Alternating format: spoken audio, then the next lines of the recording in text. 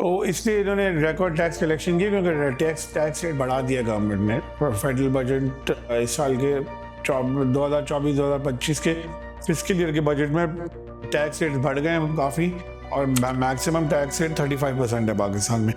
तो लेकिन ये उनके बड़े जो ऑलरेडी टैक्स देते हैं, तो ये थोड़ा अनजस्ट है, थोड़ा इनएक्विटेबल है। ये इस तरह नहीं होना चाहिए।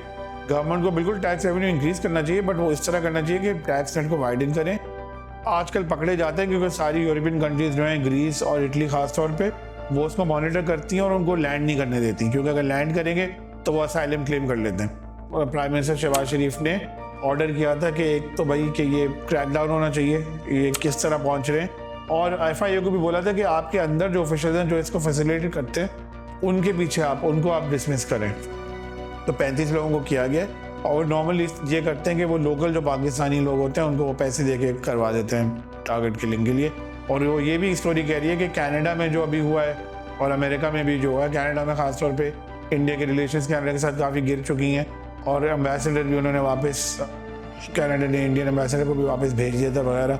और पहले 2-3 दिन तो बहुत ज़्यादा हुई थी, फिर जब अखबारों में आया और सोशल मीडिया पे आया तो आई थिंक उन्होंने एक ट्रैक खोल दिया।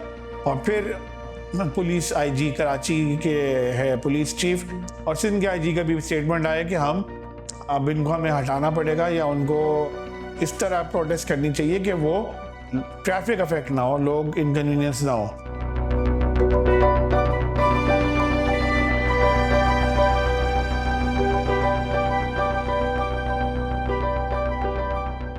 अस्सलाम वालेकुम जी, मैं तैयब जजवी और the Umar Qureshi view podcast के साथ आज फिर हम मौजूद हैं। और आज जो मौज़ूआत जिनमें हम बात करेंगे, गुज़िश्ता एक हफ़्तों से मुख्तलिफ जो है वो वाक़यात रोनुमा हुए हैं, इस्लामाबाद में भी, कराची में भी। हम उन मौज़ूआत पर डिस्कशन करेंगे। काफ़ी इंपॉर्टेंट मौजू है। सबसे पहले हम बात करेंगे कि FBI के रिप्रेजेंटेटिव ने एक स्टेटमेंट दी है कि इस साल जो है सबसे ज़्यादा टैक्स की कलेक्शन हुई है, लेकिन कैसे हुई है इसके हवाले से हम बात करेंगे उमर साहब से। सर अस्सलाम वालेकुम। जी वालेकुम सलाम। सर क्या हाल है आपके? ठीक, बिल्कुल। सर ये बताएं कि FBI ने दोबारा, एक तो पहले भी स्टेटमेंट दी थी 15 दिन पहले, अब दोबारा से स्टेटमेंट दी है कि सबसे ज़्यादा टैक्स कलेक्शन हो रहा है। कैसे कलेक्शन हो रहा है इतना ज़्यादा टैक्स इस बार? जी बिल्कुल दी है उन्होंने स्टेटमेंट, और बहुत खुशी से स्टेटमेंट दी है, ऑल्दो हम पे तो खुशी नहीं होती। तो इसलिए इन्होंने रिकॉर्ड टैक्स कलेक्शन की, क्योंकि टैक्स रेट बढ़ा दिया गवर्नमेंट ने। फेडरल बजट इस साल के 2024-2025 के फिस्कल ईयर के बजट में टैक्स रेट बढ़ गए हैं काफ़ी, और मैक्सिमम टैक्स रेट 35% है पाकिस्तान में। तो लेकिन ये उनके बड़े जो ऑलरेडी टैक्स देते हैं, तो बेसिकली गवर्नमेंट ने टैक्स बढ़ा दिया, इनकम टैक्स रेट बढ़ा दिया। जो सैलरीड क्लास है आपकी, वो पहले ऑलरेडी टैक्स नेट में है, उसके ऊपर और डाल दिया उन्होंने टैक्स बर्डन।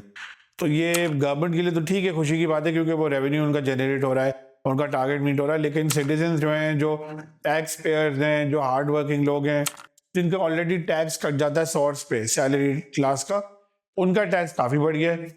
और जो टैक्स नहीं दे रहे पहले से, जो टैक्स रिटर्न्स फाइल नहीं करते, वो अभी तक उनके ऊपर कुछ भी नहीं हुआ लागू। तो ये थोड़ा अनजस्ट है, थोड़ा इनएक्विटेबल है। ये इस तरह नहीं होना चाहिए। गवर्नमेंट को बिल्कुल टैक्स रेवेन्यू इंक्रीज करना चाहिए, बट वो इस तरह करना चाहिए कि टैक्स नेट को वाइडन करें, और जो सेक्टर्स अनडॉक्यूमेंटेड हैं, जो नई टैक्स हो रहे हैं, उनको इंक्लूड करें, बजाय के जो ऑलरेडी टैक्स दे रहे हैं उनके ऊपर और टैक्स डाल दें। और दूसरी बात ये कि जो टैक्स पे कर रहा है, वो अमूमन पाकिस्तान में लोग ये होता है कि वो पूछते हैं लोग कि मैं टैक्स दे रहा हूँ लेकिन मुझे क्या मिल रहा है। अच्छी रोडें मिल रही हैं, साफ़ सुथरा माहौल मिल रहा है, रहने का पानी मिल रहा है, घर में पीने का, वो तो किसी को पाकिस्तान में नहीं मिल रहा। और दूसरे भी क्वेश्चन से सिक्योरिटी कैसी है, मैं बाहर रोड पे जाऊंगा तो मुझे कोई चोरी तो नहीं मुझसे कर लेगा फ़ोन, इस तरह। पुलिस जो है, पुलिस का रवैया कैसा होगा मेरे साथ, एयरपोर्ट पे मैं जाऊंगा अपना ID कार्ड बनवाऊंगा, वो सर्विसेज जो गवर्नमेंट प्रोवाइड करती है किस तरह की होंगी वो। तो उसमें ज़्यादातर आंसर ये होंगे कि पाकिस्तानी ये बोलेंगे कि हमें सर्विसेज अच्छी नहीं मिलती, फिर हम टैक्स क्यों दें।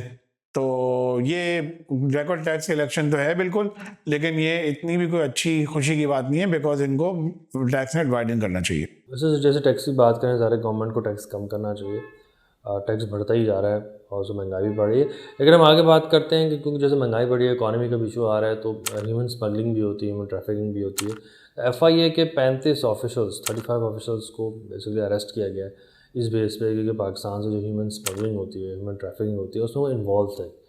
उसकी ज़रा स्टोरी बताएं, क्या इशू है? जी अभी कुछ दिन पहले अनफॉर्चुनेटली इंसिडेंट्स होते रहते हैं कि अफ्रीका से लोग जाते हैं या टर्की से लोग जाते हैं बाय शिप इनटू ग्रीस जाते हैं या इटली जाते हैं, फिर वो कोशिश करते हैं कि यूरोप एंटर कर लें वहाँ से, लेकिन वो आजकल पकड़े जाते हैं क्योंकि सारी यूरोपियन कंट्रीज जो हैं, ग्रीस और इटली खास तौर पे, वो उसको मॉनिटर करती हैं और उनको लैंड नहीं करने देती, क्योंकि अगर लैंड करेंगे तो वो असाइलम क्लेम कर लेते हैं।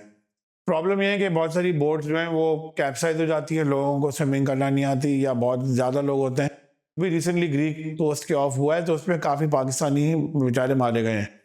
तो उसके बाद फिर प्राइम मिनिस्टर शहबाज शरीफ ने ऑर्डर किया था कि एक तो भाई कि ये क्रैकडाउन होना चाहिए, ये किस तरह पहुंच रहे हैं, और एफआईओ को भी बोला था कि आपके अंदर जो ऑफिशियल हैं जो इसको फैसिलिटेट करते हैं उनके पीछे उनको आप डिसमिस करें। तो 35 लोगों को किया गया, लेकिन मैंने लिस्ट देखी उसमें ज़्यादातर जो हैं वो मिड लेवल या लो लेवल के हैं, sub inspector, constable, assistant sub inspector और मे बी चंद इंस्पेक्टर हैं, और उनको डिसमिस किया गया। लेकिन आई थिंक उनको कुछ 10-11 को प्रोसिक्यूट भी करेंगे, which is much need of the hour. लेकिन मेरे ख्याल से इस तरह की इस लेवल पे जो होती है वो बॉर्डर ऑफिशियल्स भी उसमें इन्वॉल्व होंगे, सिर्फ एफआईए नहीं होगा। तो आपकी जो पैरामिलिट्री जो एजेंसीज हैं उनको भी चेक करना चाहिए कि उनमें से कौन लोग या किस तरह ये लोग बॉर्डर क्रॉस कर रहे हैं। तो और हाई लेवल पे भी शायद हो सकती है और कम्प्लिसिटी, तो उसको भी देखना होगा, बजाय कि सिर्फ जो मिड लेवल लोगों को आप फायर कर रहे हैं। सर जैसे बॉर्डर क्रॉस करने की बात की, अभी रिसेंटली यूएस के एक रिसर्च पेपर में ये आया है कि इंडिया इन्वॉल्व था पाकिस्तान में 7 लोगों को उसकी टारगेट किलिंग में। तो इंडिया से लोग यहाँ आए और उन्होंने टारगेट किलिंग की, या फिर या यहाँ के लोकल लोगों को इंगेज किया गया टारगेट किलिंग के हवाले से। इसके बारे में बताएं, क्या डिटेल क्या है? जी हाँ, ये वॉशिंगटन पोस्ट अखबार है, बहुत वेल नोन अखबार है। तो उनका जो साउथ एशिया का ब्यूरो चीफ है उसकी स्टोरी है, और बेसिकली स्टोरी ये है कि पाकिस्तान में 2021 से इंडिया एक प्रोग्राम चला रहा है जो टारगेट करता है पाकिस्तान में लोगों को जो उनको मरवाना चाहता है। जैसे कि कुछ थे जमात दावा के एक थे या लश्कर तैयबा के थे और एक दो और लोग थे। तो उस स्टोरी में क्लेम है कि 6 लोगों को इस तरह इंडिया ने मरवाया है, और नॉर्मली ये करते हैं कि वो लोकल जो पाकिस्तानी लोग होते हैं उनको वो पैसे दे के करवा देते हैं टारगेट किलिंग के लिए।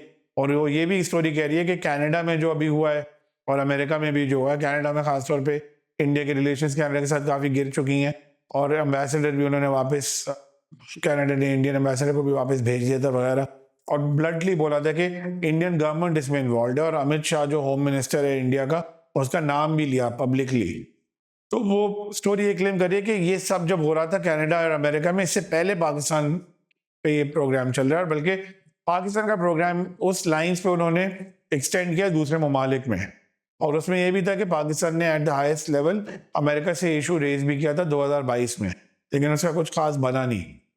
तो इंडिया कर रही है, इजराइल भी करता आ रहा है। इजराइल तो बहुत सालों से कर रहा है कि वो अपने जो भी उनके मुखालिफ होते हैं वो दूसरे ममालिक में भी उनको वो भेज के मरवा देते हैं। अच्छा सर, हम आगे बात करते हैं कि टारगेट किलिंग और इस तरह की इश्यूज़ हैं जैसे आप बता रहे थे इंडिया कराता है। हमारी अपनी कंट्री में भी रिसेंटली एक हफ्ते से इशू चल रहा है, आपको पता है पारा चनार में एक इशू हुआ, उसके बाद कराची में उस पर प्रोटेस्ट होना शुरू हुआ और पुलिस ने उसको हैंडल करने की कोशिश की उस पूरी सिचुएशन को, और कहीं पे शायद सिचुएशन थोड़ी बिगड़ भी गई। तो इसको आप कैसे देखते हैं कि स्पेशली कराची में जो होने वाली सूरत हाल है? जी, पहली बात तो ये कि वो पीस डील साइन हो गया तो जो प्रोटेस्ट थे वो कॉल ऑफ हो गए, लेकिन 5-6 दिन तक कराची में प्रोटेस्ट थे काफ़ी जगह पे, और इंक्लूडिंग खासतौर पे शार फैसल पे जो मेन रोड है शहर की, जो एयरपोर्ट भी जाती है। तो बहुत लोगों को इनकन्वीनियंस हुई थी, और पहले 2-3 दिन तो बहुत ज़्यादा हुई थी। फिर जब अखबारों में आया और सोशल मीडिया पे आया तो आई थिंक उन्होंने एक ट्रैक खोल दिया, और फिर पुलिस आईजी कराची के है पुलिस चीफ और सिंध के आईजी का भी स्टेटमेंट आया कि अब इनको हमें हटाना पड़ेगा, या उनको इस तरह प्रोटेस्ट करनी चाहिए कि वो ट्रैफिक अफेक्ट ना हो, लोग इनकन्वीनियंस ना हो। तो कहीं कहीं जगह एक ट्रैक खोल दिया था। हो सकता है कि आई थिंक पुलिस ने थोड़ी गफलत की, थोड़ा डिले किया इसको डीलिंग में, थोड़ा पहले कर देना चाहिए था, क्योंकि जब उन्होंने इतना डिले किया तो फिर दूसरी साइड से भी प्रोटेस्ट होने लगी। लेकिन फाइनली ये है कि पीस डील साइन हो गया और वो प्रोटेस्ट कॉल ऑफ हो गई है। नॉर्मली पुलिस को ज़रा प्रोएक्टिव तरीके से डील करना चाहिए प्रोटेस्ट इन जनरल। कराची में बहुत सारी प्रोटेस्ट होती हैं और लोगों को बहुत इनकन्वीनियंस होती है, और ये आजकल मतलब काफ़ी फ्रीक्वेंट होने लगा है, सिवाय कि बजाय कि खुर्रम के अलावा लोग पानी बिजली में भी प्रोटेस्ट होती हैं, घंटों तक लोग रुके रहते हैं। बाहर के मुल्कों में अगर आप देखें, इस लोग 2 मिनट के लिए भी अगर स्ट्रीट पे आ जाएं तो पुलिस फौरन आकर उनको हटा देती है और बोलती है कि ठीक है आप साइड पे प्रोटेस्ट करें या आप पुलिस स्टेशन चलें। बिल्कुल बिल्कुल ऐसे देखते हैं सर आने वाले दिनों में क्या सिचुएशन होती है कराची की स्पेशली और मुल्क की, और जो भी रिसेंटली करंटली होगा नेक्स्ट वीक में इंशाल्लाह हम अपने नेक्स्ट पॉडकास्ट में उसको ज़रूर डिस्कस करेंगे। और अगर आप चाहते हैं कि उमर साहब कोई भी ऐसा मौजूद जिससे वो अपने इंसाइट्स बताएं, डिस्कशन करें, तो हमारे कमेंट सेक्शन में ज़रूर हमें बताएं कि हम किन मौज़ूआत को डिस्कस करें और आप तक इंसाइट्स लेकर आएँ। सो नेक्स्ट एपिसोड तक के लिए हमें इजाज़त दीजिए। हमारे जो यूट्यूब चैनल है और बाकी फेसबुक का जो पेज है उसको फॉलो करते रहें वीडियोज़ के लिए और अपडेट के लिए।